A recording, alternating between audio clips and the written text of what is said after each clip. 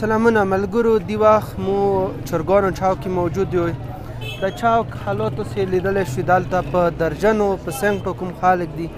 غرجمه دي او یو داسې غیر شرعي یو داسې غیر اخلاقي کار کوي چې هغه نه خلکو ته نقصان هغه نه دلته کوم خلک دي هغوی څیره څي روډ یې بند کړی دی ټرافیک په نشي تلای کوم ګوډۍ والا دي هغه په نشي تلای او دا خلک چې کوم دي دلته وروسته تاسې لیدلی شوئ دا وایي جنګوي یعنی کوم هغه کرایسس و هغه په ویر شولو کوم مشکلات دي هغه په ویر شولو یا کوم پلانینګ دی هغه په ویر شولو یا کوم مسالو سره د کوم خلک گرفتار دي هغه په ویر شولو خبره دې خطر راغله چې اوس وایو جنګوله شروع شو بازار منځ کې شروع شوله